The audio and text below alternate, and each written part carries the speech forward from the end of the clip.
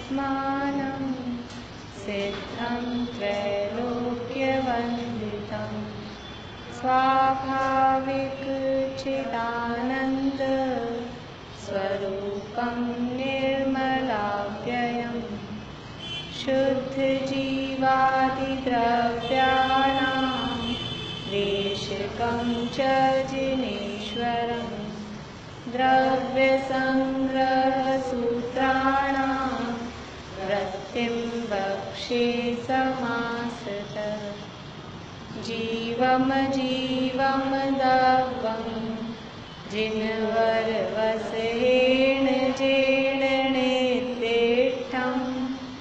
देविन्दविन्दवन्दं वन्दे तं सर्वदा शिरसा कहे जीव अजीव जिनवर वृषभने लोक में वे वन्द्य सुर प्रतिद्वंद से वंदन करूं कर जोड़। दूसरी गाथा बोलेंगे। उभोगमौ अमुक्तिकर्ता सदेह परिमाणो भोक्ता संसारत्थो सिद्धो सो विश्व सोड़ गई। बोलने में दिक्कत तो नहीं है आप लोगों को? बोलने में दिक्कत तो नहीं है? दूसरी गाथा देखिए, दूसरी गाथा की चर्चा अपनी चल रही थी। कल अपन ने शुरू से रिविजन देख लिया था। दूसरी गाथा में यहाँ क्या वर्णन चालू किया है? जीव द्रव्य का वर्णन चालू किया है। तो दूसरी गाथा में जीव का वर्णन किन 9 बातों के द्वारा करेंगे, किन 9 विशेषताओं के द्वारा जीव का वर्णन करेंगे, ये दूसरी गाथा में यहाँ जीव के 9 अधिकार बताए गए हैं। जीव के 9 अधिकार कौन कौन से 9 अधिकार बोलेंगे?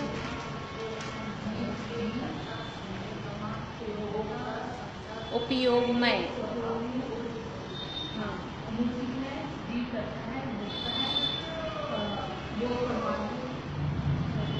स्वदेह परिमाण, परिणामी परिमाण,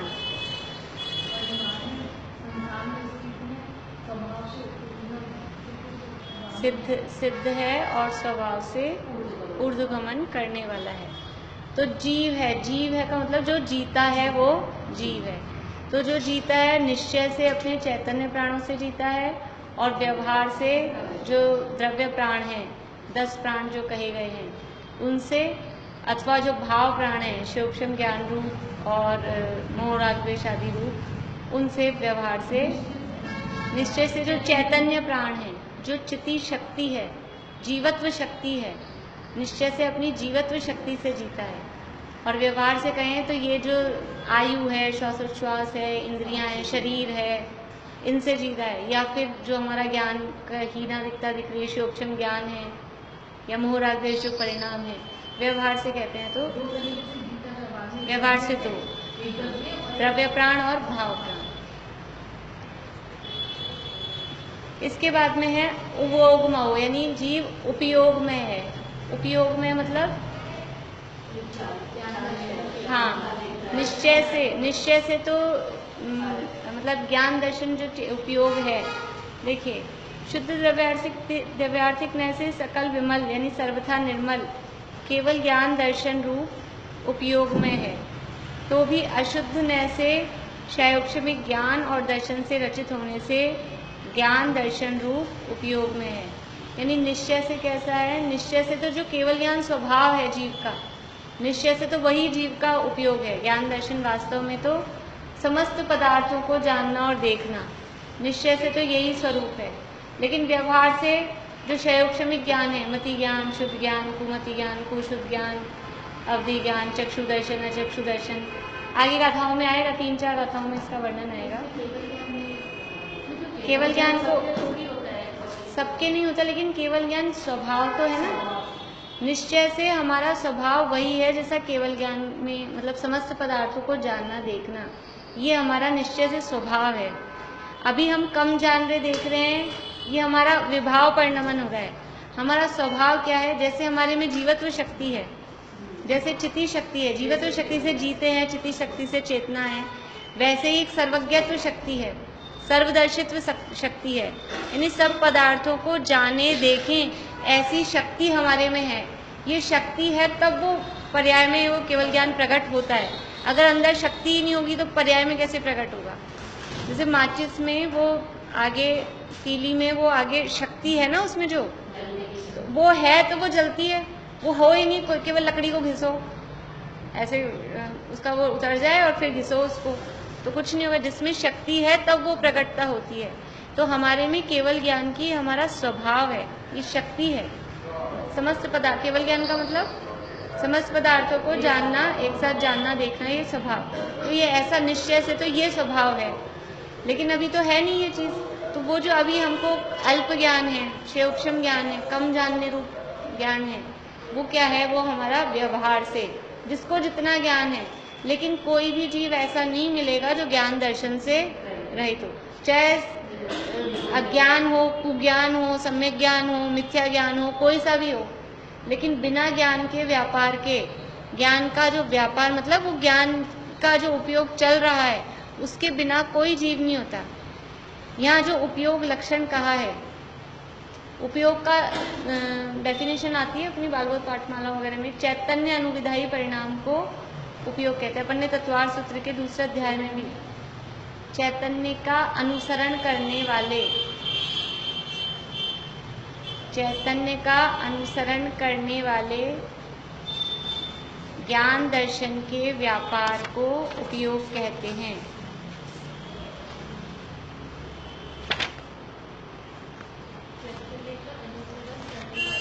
ज्ञान दर्शन के व्यापार को, हाँ,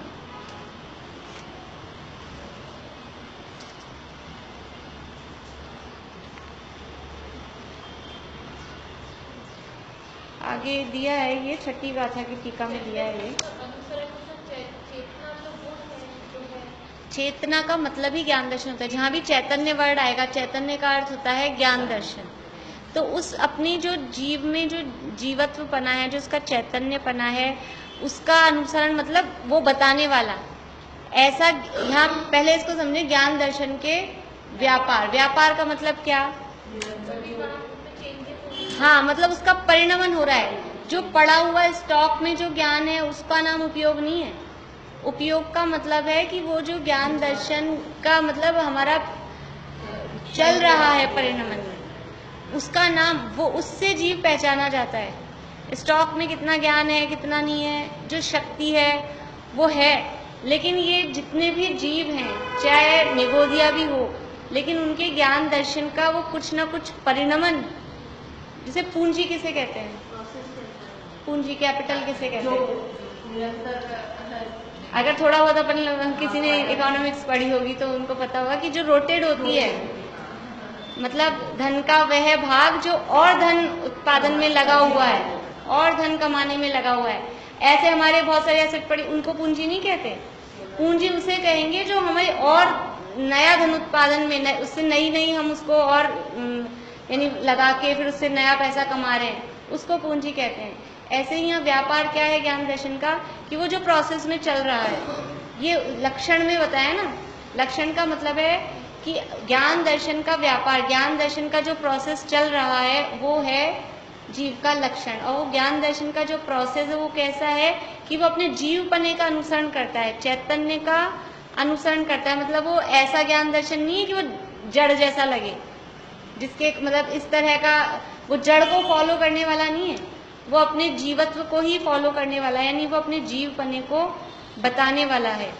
तो ज्ञान यानी परिणमित होता हुआ जो ज्ञान दर्शन है वो कहलाता है उपयोग।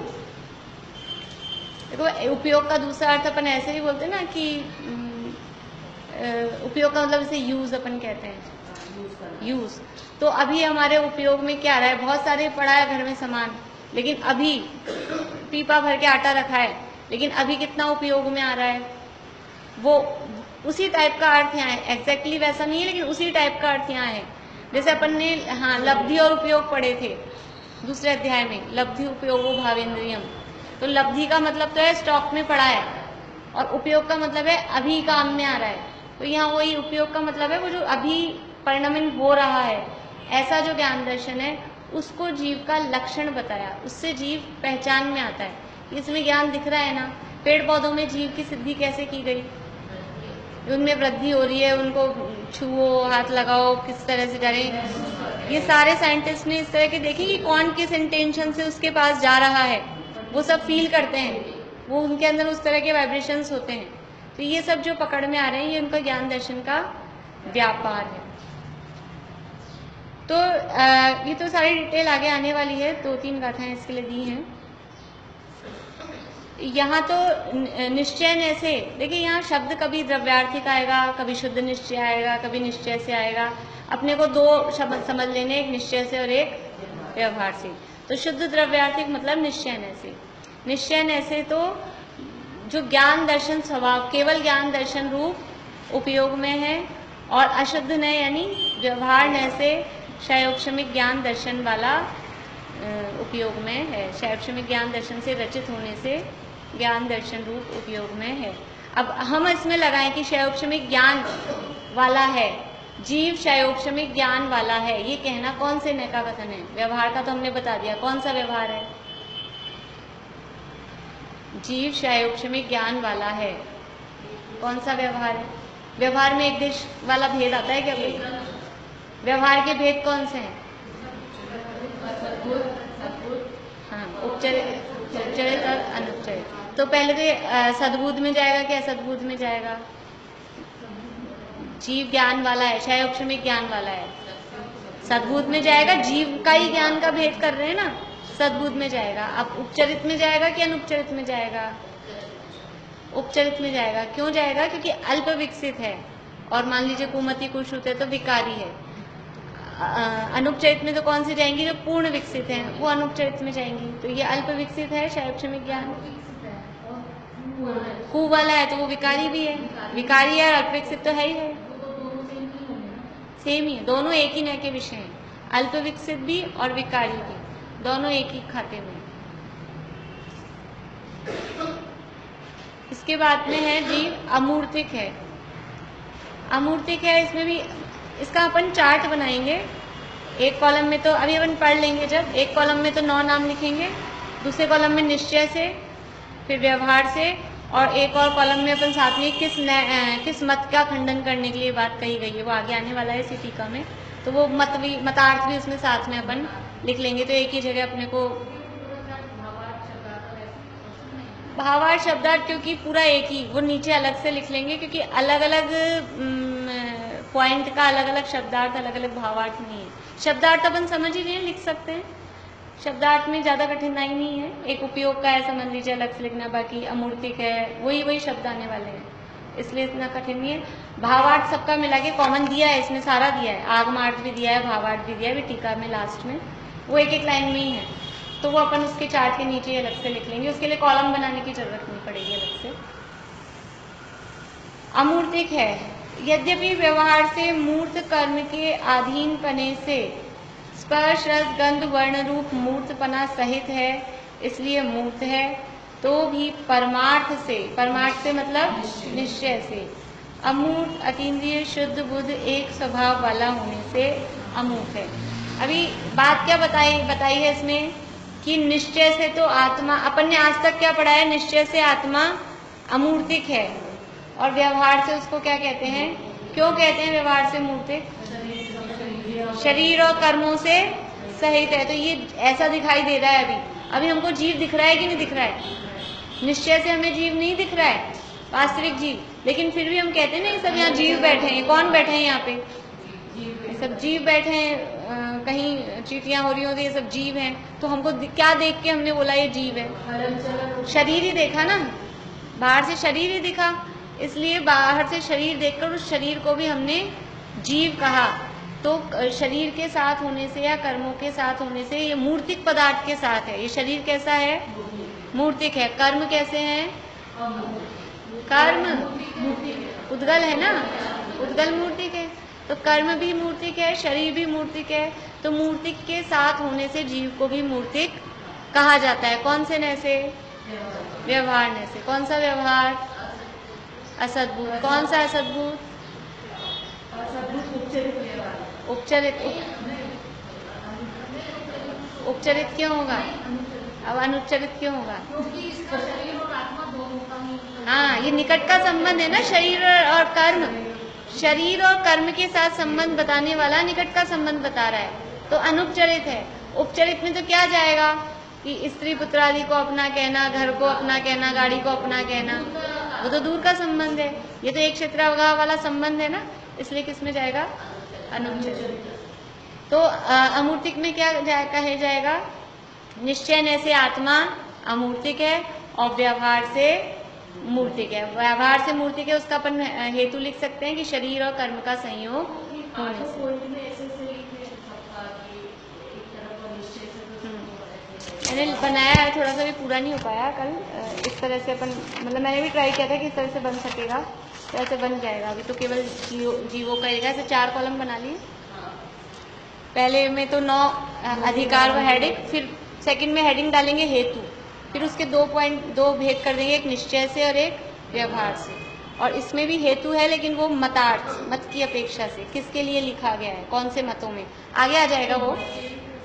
कि ये जो जीव कहा, जीवो कहा, ये आपने क्यों कहा? कल अपन ने बात की थी ना कि ये अन्य मतों से इंस्पायर होके, कि वो कुछ और मानते हैं, चारवाक मत वाले हैं, वो जीव को ही नहीं मानते, जीव भी होता है, वो मानते ही नहीं है। तो उनके लिए कहा जीव है, वो जो जी रहा है ना, ये जीव है, ये जो इंद्रियों से जी रहा है, जो श्वास ले रहा है, ये जो आयु से है जीवित, ये जीव है। उनके लिए कहा जीवो।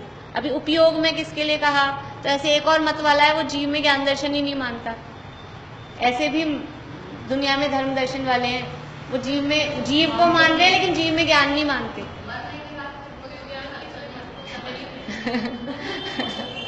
अब वो जो भी इतनी डिटेल, तो लेकिन वो तो उनके लिए कहा कि जीव में ज्ञान दर्शन भी है। इस तरह से एक एक मत वालों के लिए, तो वो अपन यही कॉलम में लिख लेंगे, तो अपने को आसानी हो जाएगी।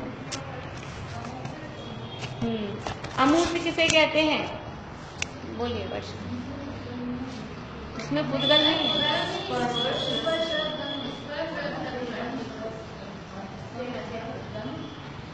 बोलो आरती।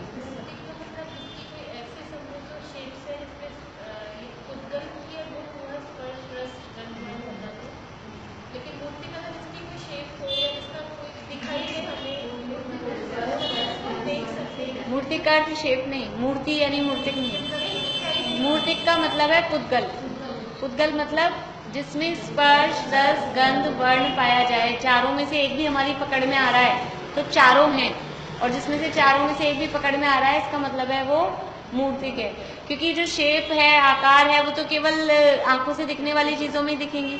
अब आपको हवा का आकार दिख रहा है, हवा की शेप दिख रही है, लेकिन हवा स्पर्शन से पहचान में आ रही है,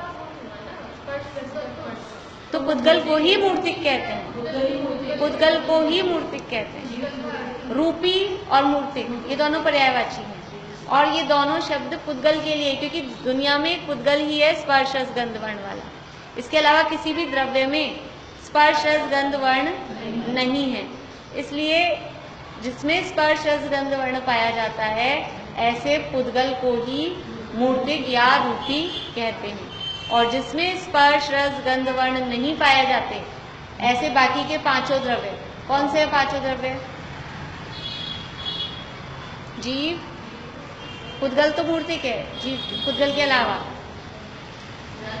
धर्म, हाँ, जीव, धर्म, अधर्म, आकाश और काल, ये 5 द्रव्य में स्पर्श रस गंध और वर्ण नहीं है, इसलिए 5 अमूर्तिक है, अरूपी है। केवल ज्ञान में इस पर झलकता है। देखिए, आत्मा अमूर्तिक है ये कहा, लेकिन ये नहीं कहा कि आत्मा ज्ञान में नहीं आएगा। अमूर्तिक का मतलब ये नहीं है कि जाना नहीं जा सकता। अमूर्तिक का मतलब ये है कि जो इंद्रियों से पकड़ में नहीं आ सकता, क्योंकि इंद्रियां ही स्पर्श को, रस को, वर्ण को और गंध को इंद्रियां ही पकड़ती हैं। इंद्रियों के विषय नहीं है। और आत्मा इंद्रियों की पकड़ में नहीं आता। केवल ज्ञान में आत्मा के प्रदेश भी प्रत्यक्ष दिखाई देते हैं, लेकिन आंखों से दिखाई नहीं देते, वो ज्ञान से दिखाई देते हैं। आंखों से दिखाई, आंखें है ही नहीं, केवल यानी भगवान की आंखें है ही नहीं, इंद्रियां है ही नहीं, द्रव्येंद्रियां बाहर में शरीर में दिखती है, भावेंद्रियां है ही नहीं। केवल ज्ञान के माध्यम से सब कुछ, अब वो हमें कल्पना ऐसा लगता है कैसे होता होगा। अवधि ज्ञान में ही बिना आंखों के दिखाई देता है। अवधि ज्ञान और मनः परे ज्ञान भी आंखों से नहीं जानते थे, वो भी आत्मा से डायरेक्ट होता है। ऐसे ही केवल ज्ञान में भी आंखों से नहीं दिखते, आत्मा के प्रदेश, एक एक परमाणु परमाणु वहां दिखाई दे रहा है। उद्गल का हो और धर्म धर्म आकाश काल सब द्रव्य दिखाई देते हैं, लेकिन कैसे दिखाई, शब्द हमारे पास वही है दिखाई देना, लेकिन वो ज्ञान में जानने में, ज्ञान में, लेकिन ज्ञान में ऐसा दिख रहा है जैसे हमें आंखों से जैसे वस्तुएं दिख रही हैं, ऐसा उनको ज्ञान में दिखता है। देखो आपके घर में आपकी अलमीरा है, आपके अलमीरा में जो भी आपका सामान पड़ा है, मान लो जो आपकी साड़ियां हैं, अब आपकी पर्टिकुलर कोई सी एक साड़ी है जो आपने दिवाली के दिन पहनी थी, मैंने ये बोला दिवाली के दिन पहनी थी, आपको दिख गई कि नहीं दिख गई? दिख गई, स्पष्ट दिख गई। और कहाँ टंग दी है वो प्लेस भी आपको दिख गया कि नहीं? ऐसा अभी तो हमको इतना उससे ही हमारे मतिशुद्ध ज्ञान में इतना दिखता है और हमको बोलते लगता है स्पष्ट दिख रहा है। कोई चीजें अपनी परफेक्ट, जिनकी परफेक्ट जमी हुई जैसे सेट होती है, जैसे मान लो बुक्स वगैरह हैं, मान लो मेरी बुक्स मेरे जमी हुई हैं, अभी सस्ती को कोई बुक चाहिए होती है, वो पूछती है मुझे नीचे किचन में, मम्मी वाली बुक कहाँ है? मैं उसको बताती हूँ उस वाली रैक में, उधर देखना, इधर से इतने करीब इतने नंबर पे या इतने नंबर पे यहाँ मिल जाएगी। मुझे स्पष्ट दिख रही होती है, ऊपर जाके बोलती है मम्मी नहीं मिल रही, तो मैं क्या बोलती हूँ, अरे मुझे दिख रही है ना, वही है, तू देख ध्यान से, मुझे दिख रही है। मुझे कैसे दिख रही है? मैं तो नीचे हूँ। ज्ञान में बिल्कुल स्पष्ट दिखता है, ऐसे ही केवल ज्ञान में स्पष्ट दिखता है, आंखों से देखने की जरूरत।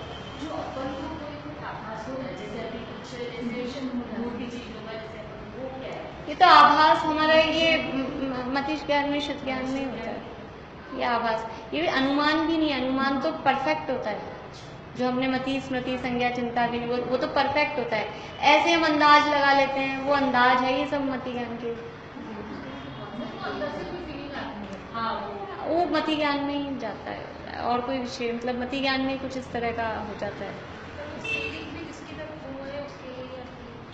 हाँ, इसीलिए तो वो तो मोह राग द्वेष से ही, उससे होके वो किसी न किसी तरह की, अब ऐसा होता ही है ना अपने को, हाथ पांव बदन दुख रहा है तो अपने को आभास हो जाता है तबीयत खराब होने वाली है, गले में कुछ कुछ होने लग गया, अभी जुकाम लगी नहीं, लेकिन उससे समझ में आ जाता है आदमी तबीयत बिगड़ने वाली है। मतलब इतना सा तो अपन एक्सपीरियंस हो जाता है ना अपने को, तो वो एक्सपीरियंस से वो आता है।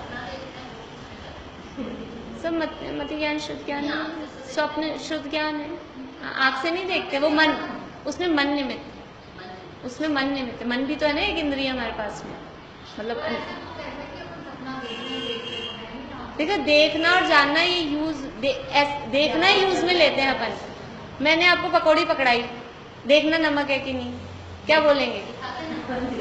यही बोलते हैं ना, देखना यूज में लेते हैं। जानने के लिए हर चीज, चखने के लिए भी देखना, देखने के लिए भी देखना, सूंघने के लिए भी देखना, देखना बदबू तो नहीं आ रही, ऐसा बोलते हैं, तो अभी देखना, हर चीज के लिए देखना ही, क्योंकि वो आत्मा का स्वभाव जानना, देखना है, वही यूज में आता है।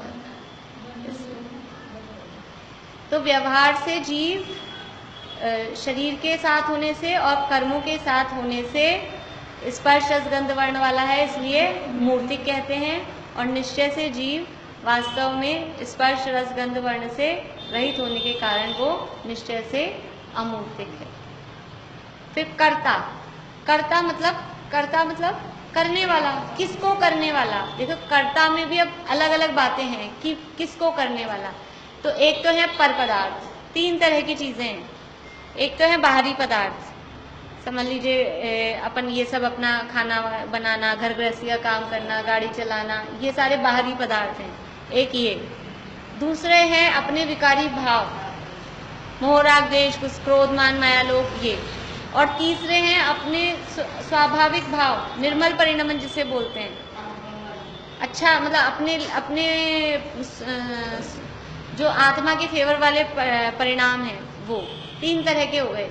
एक परद्रव्य की क्रिया, दूसरी विभाव की क्रिया और तीसरी होती है स्वभाव की क्रिया। 3 नाम इसको दे सकते हैं, परद्रव्य की क्रिया, विभाव की क्रिया और स्वभाव की क्रिया। तो परद्रव्य की क्रिया का तो कर्ता आत्मा 3 काल में कभी भी नहीं होता। पर पदार्थों का कर्ता तो कभी भी किसी भी नए से, अब वो व्यवहार से वो कौन सा व्यवहार से कहते हैं, मैं गाड़ी चलाती हूँ, मैं रोटी बनाती हूँ, ये कौन सा व्यवहार है? 1 नंबर का सबसे स्थूल वाला, सबसे मोटा वाला, उपचरित असद्भूत। मैंने रोटी बनाई तो रोटी अलग पदार्थ है, मैं अलग द्रव्य हूँ, ये अलग है ना बिल्कुल। मैंने गाड़ी चलाई, गाड़ी अब नीचे खड़ी है, मैं ऊपर आ गई, दोनों दूर दूर के हैं बिल्कुल, तो वो उपचरित असद्भूत में वो किसी अपेक्षा से वह कहा है, लेकिन वास्तव में पर पदार्थ की क्रिया का कर्ता आत्मा नहीं होता। फिर ये मोह राग द्वेष भाव का कर्ता आत्मा होता है कि नहीं होता? वो होता है। कौन से नए से होता है मोह राग द्वेष का कर्ता? पहले सद्भूत असद्भूत में से निकालिए। सद्भूत असद्भूत में से क्या होगा? सद्भूत। मोह राग द्वेष अपने में हो रहे हैं ना, आत्मा में हो रहे हैं तो सद्भूत व्यवहार। अब आत्मा में हो रहे हैं, सद्भूत तो है, लेकिन विकारी हैं या आत्मा की निर्मल पर्याय हैं? विकारी। तो उपचरित नहीं, उपचरित सद्भूत व्यवहार में से जीव अपने मोह राग द्वेष भावों का कर्ता है। और जब देखिए, जब परद्रव्य का कर्ता कहेंगे व्यवहार से यानी उपचरित असद्भूत व्यवहार से, मैं रोटी बनाने का करता हूँ, मैं गाड़ी चलाने का करता हूँ, ऐसा कहा तो ये व्यवहार से कहा, तो निश्चय से तुम क्या करते हो कि निश्चय से तुम अपने जो भी भाव हो रहे हैं अच्छे बुरे उनका करता, फिर निश्चय से कह देंगे।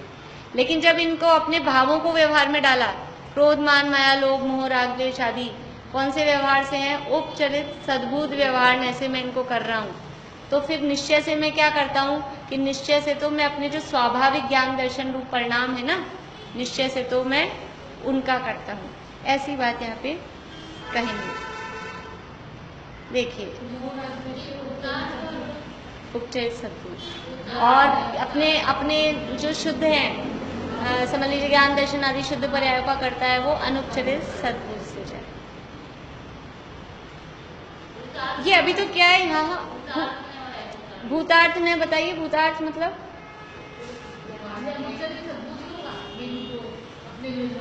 हाँ अनुपचरित। भूतार्थ निश्चय और अभूतार्थ व्यवहार, ये अपन ने लिखे ना नाम, भूतार्थ अभूतार्थ भी लिखे।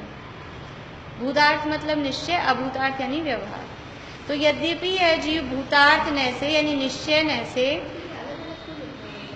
अब ऐसे ही वो तो उनके पास वोकैबुलरी है इतनी सारी, तो अलग अलग लिखे उन्होंने। निश्चय न, भूतार्थ मतलब निश्चय। भूत अर्थ, भूत यानी विद्यमान, विद्यमान जो है मतलब वास्तविकता। हाँ जीव भी होता है, लेकिन यहाँ भूत का अर्थ है जैसे अपन ने सद्भूत असद्भूत में भी वही अर्थ है, विद्यमान जो है वो सद्भूत और जो नहीं है विद्यमान वो असद्भूत, ऐसा यहाँ भूतार्थ। निष्क्रिय टंकोत्कीर्ण ज्ञायक एक स्वभाव वाला है। निश्चय ने से तो मतलब टंकोत्कीर्ण मतलब जो बिल्कुल टाँकी से उकेर दिया है, तो जिसको चेंज नहीं किया जा सकता। जो हम बर्तनों पे नाम हमने खोद दिया उससे मशीन से, अब उसको बदल सकते हैं अपन? कुछ वैसे लिखें किसी पेंट वेंट से तो वो तो थोड़े दिन में उतर जाएगा, लेकिन जो उकेर दिया उसमें, और वो भी धीरे धीरे घिस जाएगा, लेकिन एक ऐसा कि समझ लो मार्बल पे या इस तरह से बिल्कुल मशीन से बहुत गहराई तक अंदर उकेर दिया है, वो कभी नहीं मिटता है। ऐसा ही आत्मा का ज्ञायक स्वभाव ऐसा है जैसे कोई टंकोत्कीर्ण जिसे बोलते हैं कि टाँकी से उकेर दिया है, अंदर खोद खोद के, उस स्वभाव को बदला नहीं जा सकता। ये उसकी महिमा बताने वाले शब्द हैं, वो महिमा बताने वाले शब्द हैं। अपन इसीलिए इसको इस तरह से लिखेंगे कि अपन उस हाँ ये पर्याय है ही नहीं, ये तो द्रव्य स्वभाव की बात है, स्वभाव की बात है। निर्मल। निष्क्रिय मतलब जिसमें कभी परिणमन नहीं होता, जो कभी चेंज नहीं होता। देखिए वास्तव में बात तो वही है, लेकिन हमको महिमा आए अभी अब अपने को इन शब्दों का भाव भाषण हो जाए तो बहुत महिमा है कि निष्क्रिय है, टंकोत्कीर्ण है। मेरा स्वभाव कैसा है जो टंकोत्कीर्ण, अब टंकोत्कीर्ण का भाव हमको ख्याल नहीं रहता, कि ऐसा है जो कभी बदला नहीं जा सकता। अपना तो स्वभाव अभी तो अपना कैसा है कि किसी ने कुछ कहा, अपन बदल जाते हैं, अपन अपनी नेचर बदलने की कोशिश करते हैं, अपन अपनी बात बदल लेते हैं। और आत्मा का स्वभाव कैसा है कि जो कितने ही विकार आ जाएं, कितने ही अनादिकाल से कर्मों के बीच पड़ा हुआ है, लेकिन वो स्वभाव कैसा है, टंकोत्कीर्ण है, वो स्वभाव कभी बदला नहीं है। तो इसका नाम है टंकोत्कीर्ण, निष्क्रिय टंकोत्कीर्ण। ज्ञायक यानी जानने वाला एक स्वभाव वाला है। मतलब जो ज्ञायक है तो जो जानता है वो करता नहीं है, जो करता है वो जानता नहीं है। तो जीव है ज्ञायक। ज्ञायक का मतलब है वास्तव में निश्चय से तो करता नहीं है। निष्क्रिय मतलब जिसमें कोई परिणमन, कोई बदलाव, कोई क्रिया नहीं होती। जीव के द्रव्य स्वभाव में देखिए परिणमन तो यद्यपि हो रहा है, लेकिन फिर भी वो स्वभाव कभी नहीं बदलता। आज तक जीव का स्वभाव बदल के ज्ञान दर्शन से कहीं ये स्वभाव स्पर्श रस गंध रूप हो गया हो, अकर्ता स्वभाव से कर्ता स्वभाव हो गया हो, ऐसा कभी नहीं होता। इसका नाम है निष्क्रिय, अनिश्चित।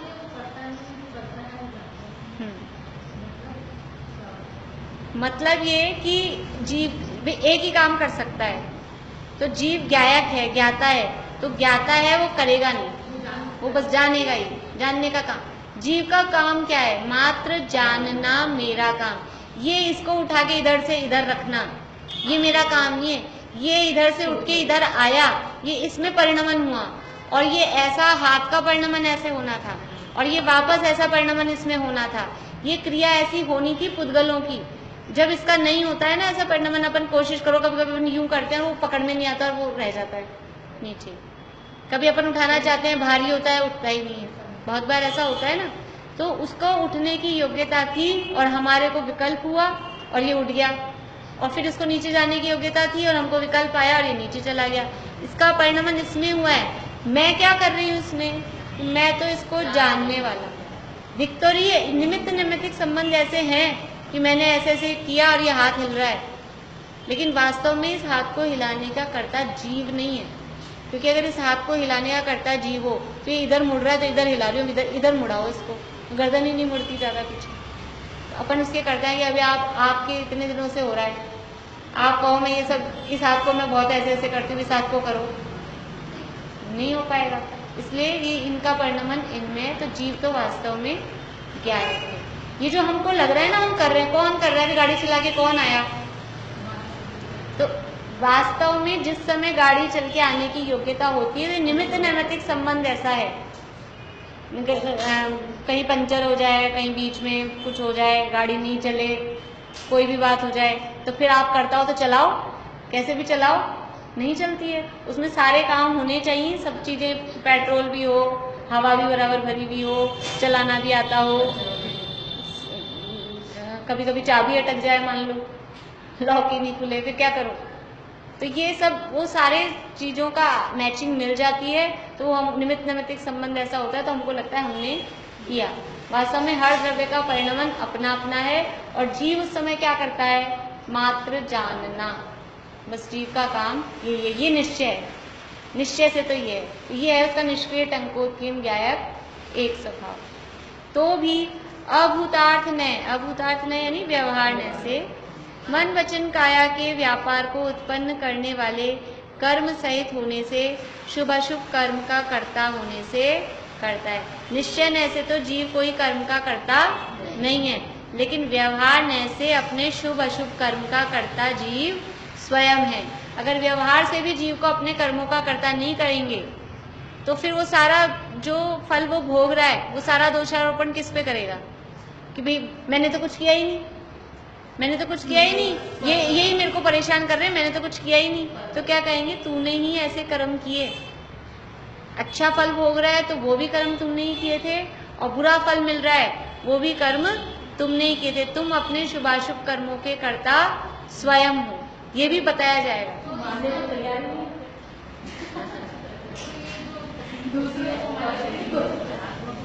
आत्मा को होती ना, आत्मा को क्योंकि राग है, मुझे शरीर से राग है। शरीर को क्या तकलीफ होती है, शरीर को तो फीलिंग ही नहीं है, तकलीफ तो जीव को ही हो रही है। शरीर में बीमारी आती है, वो परिणमन शरीर के परमाणुओं का हो रहा है, कैंसर रूप परिणमन शरीर के परमाणुओं में हो रहा है। लेकिन क्योंकि इस शरीर से राग तो इस जीव को है ना, तो वो उस राग के कारण जीव को तकलीफ होती है। शरीर को क्या फर्क पड़ता है? शरीर के उसमें अंग गलो सड़ो, उसको क्या फर्क पड़ने वाला है? शरीर को थोड़ा ना सुख दुख होता है। सुख दुख हमें अपने राग के कारण, शरीर से हमें मोह है, बच्चों के शरीर से हमें मोह है, पति के शरीर से मोह है, माँ बाप के शरीर से मोह है, तो उनको कुछ तकलीफ होती है, तो यह हमें दुख होता है। और अपने शरीर से तो है ही है, तो मोह राग द्वेष के कारण ही हमें वो दुख होता है। दुख का कारण हमारा मोह राग द्वेष ही। तो निश्चय से हम किसी भी कर्म के कर्ता नहीं है। निश्चय में कहेंगे तो कर्म अलग द्रव्य है, हम अलग द्रव्य हैं।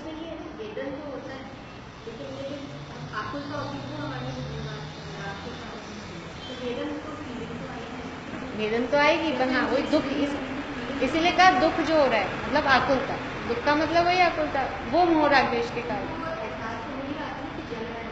वेदन तो होता है, ये ज्ञान, ये तो है ज्ञान, जानेगा तो सही, लेकिन उसमें उस तरह से फीलिंग आना, वो अपनी राग द्वेष के कारण, मोह राग द्वेष के कारण होती है।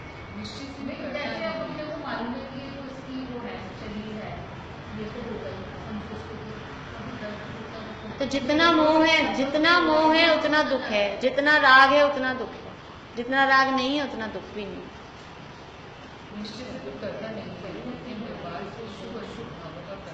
हाँ, अपने भावों का करता है।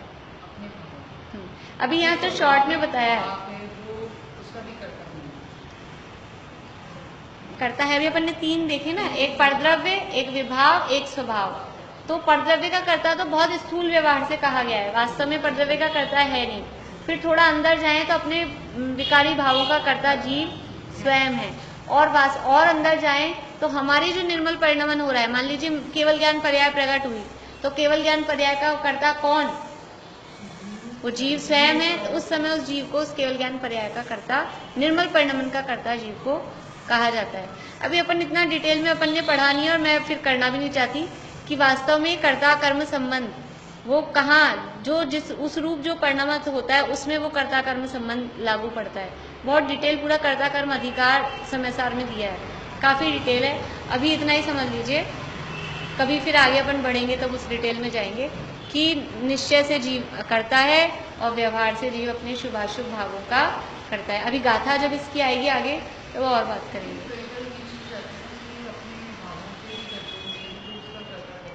वो इसीलिए ये मतलब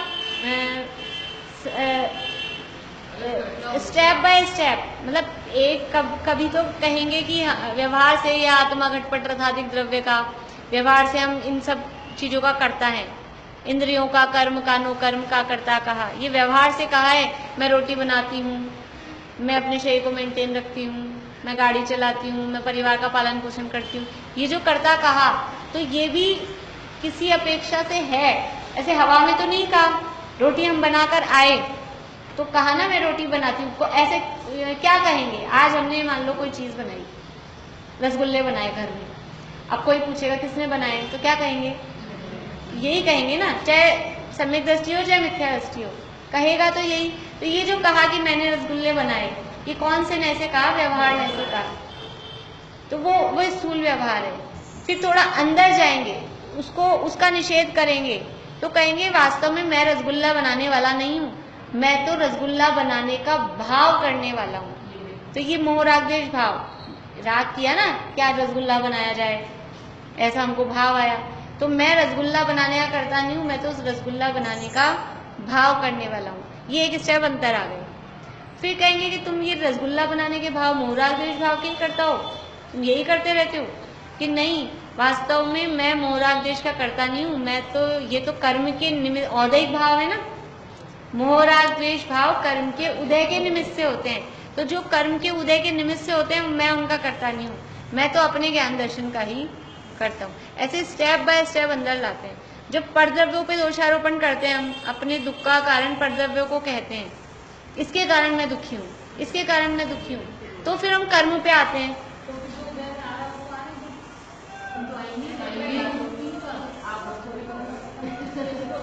बैठ जाओ कहने से बैठते कहाँ हैं? बैठते कहाँ हैं? ये अंदर से जो मोह राग द्वेष है, ये उछले बिना रहते नहीं है, और जितना उछलता है उतना उस हिसाब से उसका परफॉर्मेंस होती है। देखिए, जब हम परद्रव्यों पे दोषारोपण करते हैं किसी भी चीज का, अपने दुख का दोषारोपण परद्रव्यों पे करते हैं। अंजना को, सीता को जंगल में छोड़ दिया गया, तो वो अगर ये देखती रहे ये सास खराब है, ये रामचंद्र जी खराब हैं, और उन पे दोषारोपण लगाते रहे तो क्या होगा, और दुखी होंगी और उसका कोई एंड नहीं है। तो कहाँ आते हैं, उस दुख को कम करने के लिए कहाँ आते हैं कि स्वयं किए जो कर्म शुभाशुभ फल निश्चय ही वे देते, कि तुमने ही पूर्व भाव में ऐसे कर्म बांधे, इस तरह के कर्म बांधे, अंतराय वाले, वियोग वाले, इस तरह के, और अपवाद वाले, कि तुम्हें इस तरह का हुआ है। तो जो अपने पे आती है, कल बताया था ना, जो अपने पे गलती, जैसे अपनी गलती आ जाती है तो आदमी एकदम शांत हो जाता है, चुप हो जाता है। फिर हाँ, फिर जब तक अपनी गलती समझ में नहीं आती तब तक तो बड़बड़ चलती रहती है। हाँ, अब अपन ये तो अभी कर्मों पर आए, पर द्रव्यों से हटाकर कर्मों पर लाए, लेकिन अब कर्मों का ही दोष मानते रहे तो अभी तो कर्मों के अधीन हो गया जीव। अब तो कर्मों के कारण ही मैं बंधा हूं, अभी कर्म छोड़ेंगे जब ही छूटूंगा। तब फिर और अंदर जाते हैं कि कर्म तेरा कुछ नहीं करते, तुम ये कर्मों का करता नहीं हो, ये शुभाशुभ भाव भी तुम नहीं करते हो, तुम तो अपने निर्मल परिणमन के ही करता हो। एक के बाद एक, स्टेप बाय स्टेप, ये जो व्यवहार है कि जैसे अंदर अंदर चल रहे हैं ना, उपचरित असद्भूत से अनुपचरित असद्भूत अंदर है, फिर अनुपचरित असद्भूत से उपचरित सद्भूत 3 नंबर वाला, और 3 नंबर वाले से 4 नंबर वाला, और अंदर अंदर लाता जा रहा है हमको। ऐसे ही यहाँ कर्ता में भी इसी तरह की बातें मिलेगी। कहीं आपको परद्रव्य का कर्ता कहेंगे वो किसी अपेक्षा से, फिर कहीं अपने विकारी भावों का कर्ता कहेंगे, और जब विकारी भावों का कर्तृत्व भी छुड़ाना होगा तो अपने निर्मल परिणमन का कर्ता कहेंगे, और जब निर्मल परिणमन का कर्ता भी पन्ना भी छुड़ाना होगा तो परम शुद्ध निश्चय में जाके वो कहेगा कि जीव तो निष्क्रिय, टंकोत्कीर्ण, अकर्ता है, वो कुछ करता ही नहीं, ऐसा कहेंगे। तो ये हर इसमें 3-4 स्टेप चलती हैं। तो जब जैसा, यानी जैसा मरीज दिखता है उस टाइप की उसको दवाई दी जाती है। अगर अभी परद्रव्यों पे दोषारोपण कर रहा है तो परद्रव्य से छुड़ा के कर्मों पे आएंगे। अब वो कर्मों को ही लेके बैठ गया है तो उसको कहेंगे कर्म बिचारे कौन भूल तेरी अधिकाई। तो कहेंगे कर्म क्या है, तुमने खुद, तुम्हारे खुद के ऐसे हैं, और फिर वो अपने परिणामों को लेके बैठ जाएगा तो कहेंगे कि ये तुम्हारा स्वभाव नहीं है, ये विभाव है, यह हमेशा होने वाला नहीं है। ऐसे एक एक करके उसको छुड़ाते हैं। देखो, जो कभी मंदिर ही नहीं आते हो, जैनी है, मंदिर ही नहीं आते, उनको अपन क्या कहते हैं, सीधा ये कहें कि 1-2 घंटे प्रवचन में बैठा करो, अभी दर्शन ही नहीं करते कभी, तुम दर्शन किया करो, और इतना ही नहीं, दिन भर में कभी भी किया करो। ऐसा भी नहीं अपन बाउंड करते उनको कि तुम सुबह सुबह ही सबसे पहले आओ। जो अभी बिल्कुल ही नहीं आना चाहते तो कि दिन भर में कभी भी आ जाओ, रात को 10 बजे भी आ जाओ, एक बार दर्शन तो किया करो। अब वो रोज आने लग गया, फिर उसको आगे कहेंगे कि भैया सुबह सुबह आ जाया करो, भगवान के दर्शन कर, सुबह जल्दी कर लिया करो। और कभी तो ऐसा भी हो सकता है कि अपन ऐसा कहें हफ्ते में 1 दिन तो कर लिया करो, जो सालों ही नहीं करते हो उनको हफ्ते में 1 दिन या अष्टमी चौदस का इस तरह का कहें। फिर धीरे धीरे उसको अंदर लाएंगे ना, फिर वो दर्शन करने लग गया तो उसको कहेंगे एक बैठ के ये पाठ पढ़ लिया करो, एक पूजा पढ़ लिया करो, फिर वो भी करने लग जाएगा, फिर उसको कहेंगे थोड़ी देर स्वाध्याय में बैठा करो। स्टेप बाय स्टेप ही कहेंगे, सीधे ही अपन लगा देंगे। इसी तरह की प्रोसेस यहाँ पर। अभी जैसे अपन डेली लाइफ में होता है कि कर्मों के उन्नति कारण बहुत सारी कंडीशन लाइफ में सबकी लाइफ में आती है, तो अपन उस टाइम कई बार मतलब समता में रहते रहते भी कई बार होता है कि क्रोध में आ जाते हैं या गलत बोल भी नहीं पाते, तो भाव तो हो ही जाते हैं ना, वो तो चलते रहते, तो फिर मतलब समझते तो है लेकिन फिर भी तो यही तो वो समझते हैं, लेकिन उस समय भी वो अपने वही भाव हावी रहते हैं ना। अपने मोह राग देश अपन अभी इतना कंट्रोल नहीं कर पाए, जितनी देर रुक पाए उतनी देर कंट्रोल कर पाए, और उसके बाद हम कंट्रोल नहीं कर पाए, वो हावी हो गए। कभी हमारा ज्ञान हावी रहता है तब तक तो हम कंट्रोल में रखते हैं, और फिर कभी वो हावी हो जाते हैं तो ज्ञान को दबा देता है। जब तक ज्ञान हावी रहता है तब तक हम शांत रहते हैं, और जब फिर वो ज्ञान पे वो हावी हो जाते हैं तो ज्ञान साइड में हो जाता है, वो चालू हो जाता है। वो जितना तत्वाभ्यास हो और जितना गहराई में हो वो तभी जाके कंट्रोल में आता है धीरे धीरे। देखिए, तो भूतार्थ न से तो जीव अकर्ता है, ज्ञायक स्वभाव वाला है, और अभूतार्थ न से शुभाशुभ कर्म का करता है। अब है सदेह परिमाणु। यद्यपि निश्चय से सहज शुद्ध लोकाकाश प्रमाण असंख्य प्रदेशी है। निश्चय से कैसा है? लोकाकाश प्रमाण असंख्यात प्रदेशी। जितने असंख्यात प्रदेश लोकाकाश में है, लोकाकाश मतलब आकाश द्रव्य। आकाश द्रव्य अखंड है, लेकिन जिसमें छहों द्रव्य पाए जा रहे हैं उतने आकाश के क्षेत्र को कहते हैं लोकाकाश, और बाकी बाहर क्या है? सब अलोक। ये जैसी ये जो अपने बनी थी ना शेप, ये लोक, ये तो कहलाता है लोकाकाश। इस लोकाकाश में छहों द्रव्य पाए जाते हैं, जीव, पुद्गल, धर्म, धर्म, आकाश, काल। और इसके बाहर भी आकाश द्रव्य है, लेकिन वहाँ जीव, पुद्गल, धर्म, धर्म और काल द्रव्य, वहाँ केवल आकाश है और कुछ भी नहीं है। तो इतने एरिया को बोलते हैं लोकाकाश। और इतने एरिया में अगर एक एक डॉट डॉट डॉट डॉट ऐसे की जाए तो असंख्यात प्रदेश, प्रदेश मतलब बस आकाश है, जगह, खाली जगह और कुछ भी नहीं। तो वो आकाश के प्रदेश, प्रदेश का मतलब है एरिया की सबसे छोटी यूनिट। आप समझ लो डॉट डॉट डॉट तो बहुत बड़ी हो जाती है वास्तव में तो, एक्चुअल में तो, लेकिन अगर अपन पूरे लोक में से डॉट डॉट लगाएं, एक डॉट को एक प्रदेश के बराबर माने, तो वो असंख्यात प्रदेश उसमें होते हैं। पूरा आकाश द्रव्य में कितने प्रदेश हैं? पूरे आकाश द्रव्य में लोक मिला के अनंत प्रदेश हैं। आकाश द्रव्य अनंत प्रदेशी है, आकाश द्रव्य अनंत प्रदेशी है, लेकिन लोकाकाश में असंख्यात प्रदेश है। असंख्यात बड़ा होता है कि अनंत बड़ा होता है?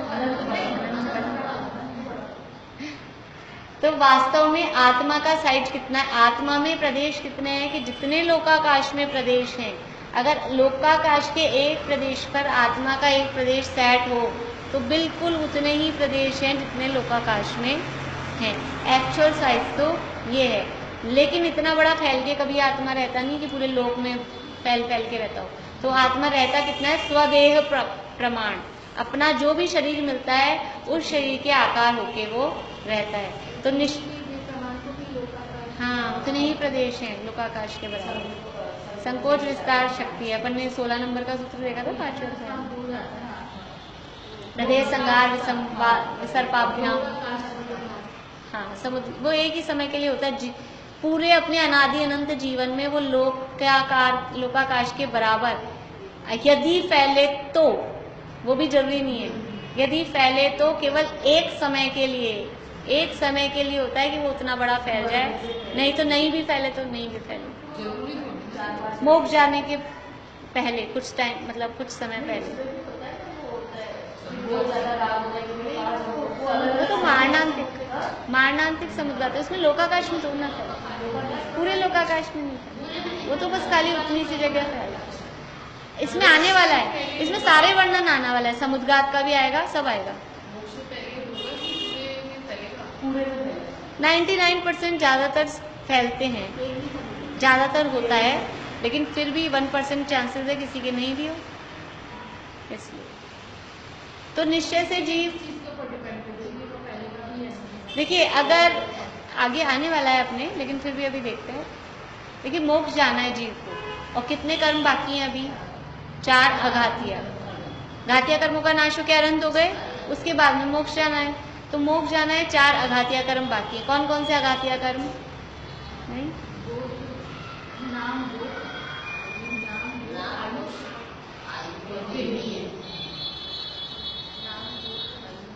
हाँ, वेदनीय, आयु, नाम और गोत्र, ये 4 अघातिया कर्म है।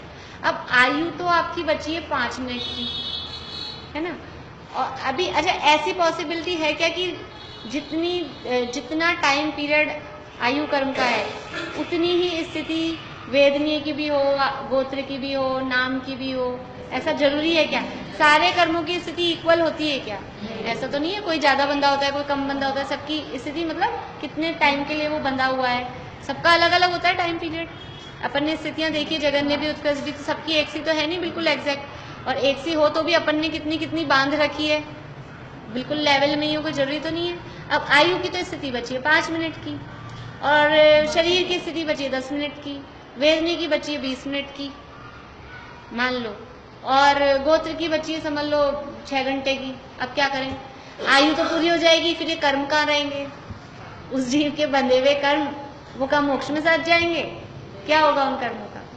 तो उनको वो खत्म कैसे होंगे?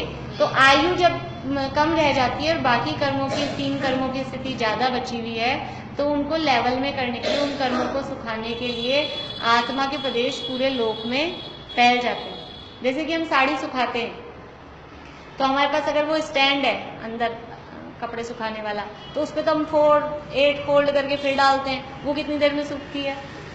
टाइम लगेगा।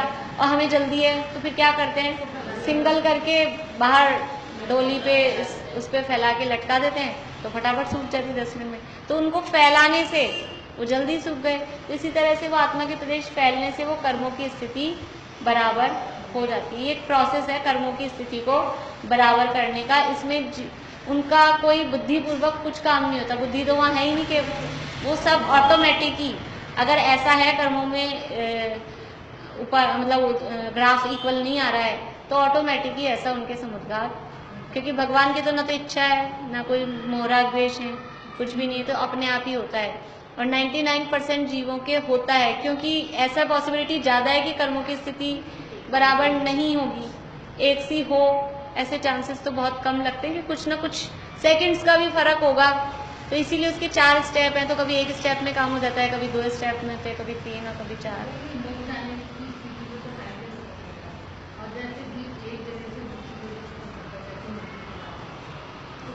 वहाँ तो कर्म साथ जाते हैं। ये तो मोक्ष जाने की बात है, ये तो मोक्ष जाने की ही बात है। मोक्ष जाने वाले जीवों के ही, उसका नाम है केवली समुद्घात, केवली भगवान की। हमने भी पढ़े थे ना ये शुक्ल ध्यान, शुक्ल ध्यान में हमने पढ़ा था ना, जो चौथा शुक्ल ध्यान है वो कब होता है?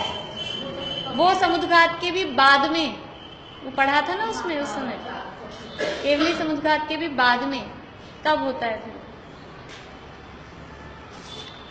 तो यद्यपि निश्चय से सहज शुद्ध लोकाकाश प्रमाण, अभी ये जो सहज शुद्ध ये तो विशेषण है, ये केवल फीलिंग लाने के लिए शब्द दिए गए हैं कि हमारा जो स्वभाव है वो कैसा है, सहज शुद्ध है, सदाकाल शुद्ध है। ऐसा वो जो आत्मा के प्रदेश हैं वो भी सदाकाल शुद्ध है। तो सहज शुद्ध लोकाकाश प्रमाण असंख्य प्रदेशी है, तो भी व्यवहार से अनादि कर्म बंध के अधीन पने से, शरीर नाम कर्म के उदय से उत्पन्न संकोच विस्तार के अधीन पने के कारण घटादि पात्र में स्थित दीपक की भांति स्वदेह प्रमाण है। व्यवहार से अनादि कर्म बंध के अधीन, अनादिकाल से कर्मों से बंधा हुआ है जी, इसलिए अनादि कर्म बंध के अधीन है। और ये जो संकोच विस्तार हो रहा है, ये कौन से कर्म के उदय से हो रहा है? नाम कर्म। और नाम कर्म में भी शरीर नाम कर्म, शरीर नाम का नाम कर्म है एक। कितने होते हैं शरीर नाम कर्म? कितने भेद है? 5। कौन कौन से? औदारिक, वैक्रियक, आहारक, तेजस और कामनी, 5 प्रकार के शरीर हैं। तो इस शरीर नाम कर्म के उदय से ये संकोच विस्तार जीव में होता है। क्या अभी हमने इसमें भी देखा था 10वें अध्याय में, आकार परिवर्तन, सिद्ध भगवान का आकार क्यों नहीं बदलता? आकार परिवर्तन का कारण क्या है? प्रश्न पेपर में भी था ना, क्योंकि आकार परिवर्तन का कारण नाम कर्म था। अब नाम कर्म का उनके अभाव हो गया, तो यहाँ वही लिखा है कि जो नाम कर्म के उदय से ही आकार संकोच विस्तार हो रहा था, तो उसके कारण से घटादि पात्र में स्थित दीपक की भांति स्वदेह प्रमाण है। ये उदाहरण दिया है कि स्वदेह प्रमाण कैसा है कि एक दीपक जल रहा है, उस दीपक को यहाँ रखेंगे तो उसका प्रकाश कितनी जगह में फैलेगा? पूरा हॉल में फैलेगा, प्रकाश तो पूरे हॉल में फैलेगा। अब उसको अपन वो आजकल लगा देते हैं, वो एक ऐसे कवर आता है ऊपर से जाली जैसा, हाँ, अब वो ढक दिया तो वो प्रकाश कितने में रहेगा? उसके अंदर थोड़ा बड़ा घड़ा ढक दिया उस पे, तो वो प्रकाश कितने में? थोड़े बड़े में फैलेगा। तो छोटे उधर वाले रूम में ले जाएंगे तो कितने में फैलेगा? उतने रूम में। यानी जितना उसका मतलब बाहर का कवर है उतने में उसका प्रकाश फैल जाएगा। ऐसे ही आत्मा जिस साइज के शरीर में जाता है उतने में वो फैल जाता है, इसलिए उसको कहा स्वदेह प्रमाण। जैसे वो दीपक का प्रकाश अपने जिस घड़े में उसको रखेंगे, जिस शकोरा ढकेंगे तो शकोरे जितना हो जाएगा, घड़ा ढकेंगे तो घड़े जितना हो जाएगा, कमरे में रख देंगे तो कमरे जितना हो जाएगा। तो जैसे वो दीपक का प्रकाश अपने घड़े के आकार में फैलता है, वैसे ही जिस शरीर में ये जीव जाता है उस शरीर के प्रमाण ये इसका आकार। घट यानी घड़ा, उतने। देखो इतना सा वो गुब्बारा बन लाते हैं बिना फूला हुआ, वो इतना सा, और वो कैसे इतना बड़ा हो जाता है। अब वो तो पुद्गल है इसलिए। अंगुल के असंख्यातवें भाग, ये अंगुल होता है, ये होता है एक अंगुल, ये जो थिकनेस है ना, ये मोटाई, ये एक अंगुल है। इस अंगुल का असंख्यातवां भाग, उसने गोदिया क्या उगाना है, उसका आकार है असंख्यात। ये आत्मा की संकोच विस्तार शक्ति, इतना से उड़ जाता है और फैलता है तो पूरे लोकाकाश ब्रह्मांड।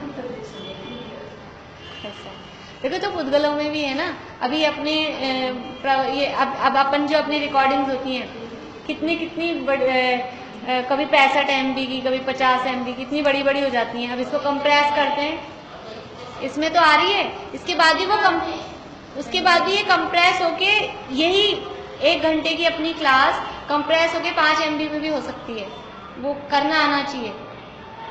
वो इतनी बड़े पंडित जी साहब के प्रवचन आते हैं सहज स्वाध्याय में, 5 MB 6 MB बस, और 1 घंटे के 60 मिनट 65 मिनट के, और 5-6 MB में आ जाते हैं। और अपनी इतनी बड़ी फाइल बनती है, टेलीग्राम के बिना जाती नहीं। हाँ, तो वो मतलब ये इनमें भी ये परमाणु में कंप्रेस होने की शक्ति है, इस वजह से आत्मा में भी इस तरह से कंप्रेस और फैलने की शक्ति है। देखिए ये समझ में आ गया। निश्चय से असंख्यात प्रदेशी है, लोकाकाश प्रमाण असंख्यात प्रदेशी है, और व्यवहार से अपने शरीर, जिस शरीर में रहता है उस शरीर के आकार वाला है। भोक्ता, भोक्ता मतलब भोगने वाला। क्या भोगता है जीव? यद्यपि यह जीव शुद्ध द्रव्यार्थिक नय से रागादि विकल्प उपाधि रहित अपने आत्मा से उत्पन्न सुखामृत का भोक्ता है, तो भी अशुद्ध नय से उस प्रकार के सुखामृत भोजन का अभाव होने से शुभाशुभ कर्म से उत्पन्न सुख दुख को भोगने वाला होने के कारण भोगता है। निश्चय से क्या भोगता है? किसका भोगने वाला है? व्यवहार से किसका भोगने वाला है? जिसका करता है उसी का भोगता होता है। हाँ, निश्चय से। देखिए, जो करता होता है वही भोगता होता है, जिसका करता होता है उसी का भोगता होता है। जितना करता होता है उतना ही भोगता होता है, जहाँ करता होता है वहीं भोगता होता है। कर्ता के साथ भोगता जुड़ा हुआ है। तो अगर अपन ने भी कर्ता के 3 स्टेप देखे थे ना, तो अभी वो अगर अपने निश्चय से, जैसे अकर्ता है, निश्चय से पहला अपन ने इसमें पॉइंट देखा था, ज्ञायक स्वभाव है, टंकोत्कीर्ण है, अकर्ता है। तो निश्चय से जीव अभोक्ता है, किसी का सुख दुख भोगने वाला नहीं है। लेकिन व्यवहार से जैसे वो अपने शुभाशुभ कर्मों का करता था, ऐसे ही व्यवहार से वो शुभ कर्मों के फल में सुख भोगने वाला और अशुभ कर्मों के फल में दुख भोगने वाला है। तो वो वही, उसको ही अकर्ता बोलते हैं, उसी को अभोक्ता बोलते हैं। देखो, अपनी चीज को लेने वाले को अपन, जैसे अपन अपनी दुकान है, अपनी मान लो कहीं कोई भी समझ लो परचूनी की दुकान है कुछ, और अपन अपनी दुकान से लाए कुछ, 1 किलो चीनी ले आए, फिर अपन पैसे देके आते हैं, तो वो अभोक्ता है, वो कोई ग्राहक नहीं है। अपनी दुकान से अपन ने लिया जिसके पैसे नहीं आए, तो जैसे अपने सुख का खुद ही भोगता है, तो उसको भोगता नहीं बोलते, अभोक्ता है। ऐसा यहाँ अपेक्षा क्या चल रही है कर्ता और भोक्ता में, कि कर्मों का कर्ता है या नहीं है, और कर्मों के फल का भोक्ता है या नहीं है। असली अपेक्षा ये है। तो वहां कहा कर्मों, निश्चय से तो कर्मों का कर्ता नहीं है, व्यवहार से अपने शुभाशुभ कर्मों का करता है। ऐसे यहाँ कहा निश्चय से कोई कर्म के फल का भोगने वाला नहीं है, लेकिन व्यवहार से जो कर्म अपन ने किए थे उसका भोक्ता जीव स्वयं ही। हाँ, लेकिन ये जो व्यवहार वाले सुख दुख हैं, ये तो कर्म जनित सुख दुख, इंद्रिय सुख है। कर्म के कारण, पुण्य कर्म के उदय में सुख मिलता है, पाप कर्म के उदय में दुख मिलता है। लेकिन जो ऊपर निश्चय में सुखामृत का है, वो कर्म के उदय वाला सुख दुख नहीं है, वो आत्मा का जो सुख स्वभाव है, स्वाभाविक सुख है। आत्मा का जो सुख स्वभाव है, अकर्ता रहने में जो शांति रहती है वो ऊपर वो वाला है। तो ऊपर तो लिखा है रागादि विकल्प उपाधि रहित, यानी कर्मों से रहित। विकल्प उपाधि मतलब कर्मों से रहित, अपने आत्मा से उत्पन्न सुखामृत का भोगता है, यानी निश्चय से तो अपने जो अनंत सुख स्वभाव जो है निश्चय से तो उसका भोगता है, लेकिन तो भी अशुद्ध न से यानी व्यवहार न से उस सुखामृत भोजन का अभाव होने से, यानी वो वाला तो आज तक मिला नहीं, अपने आत्मा का अतीन्द्रिय आनंद तो आज तक लिया नहीं। तो जो शुभ अशुभ कर्म से उत्पन्न सुख और दुख, शुभ कर्म के फल में सुख और अशुभ कर्म के फल में दुख, उसको भोगने वाला होने से भोगता है। बोलते हैं ना पुण्य के उदय को स्वर्ग में कौन भोगने वाला है, नरक में कौन भोगने वाला है। तो तुम अच्छे काम करोगे तो नरक में स्वर्ग में जाके सुख भोगोगे कहते हैं, और बुरे काम करोगे तो नरक में जाके डंडे खाओगे। तो ये कौन है भोगने वाला? कि व्यवहार से जीव स्वयं ही। निश्चय से तो जीव अपने अनंत अतीन्द्रिय आनंद को ही भोगता है, लेकिन व्यवहार से उस कर्म के फल का सुख दुख का भोगने वाला है। इस तरह से भोक्ता तक की बात अपनी हुई यहाँ। वो विशेषण है थोड़े महिमावाचक है, उनसे घबराना। जब अपन ऐसे अपनी कॉपी में लिख लेंगे ना तो बस बहुत सरल लगेगा कि व्यवहार से क्या है, निश्चय से क्या है। निश्चय से अकर्ता है, व्यवहार से अपने शुभाशुभ कर्मों का करता है। निश्चय से अभोक्ता है, व्यवहार से अपने शुभाशुभ कर्मों के फल का भोगता है। तो इतना तो सरल मेरे ख्याल से कठिन नहीं लगेगा। फिर वो विशेषण है वो थोड़े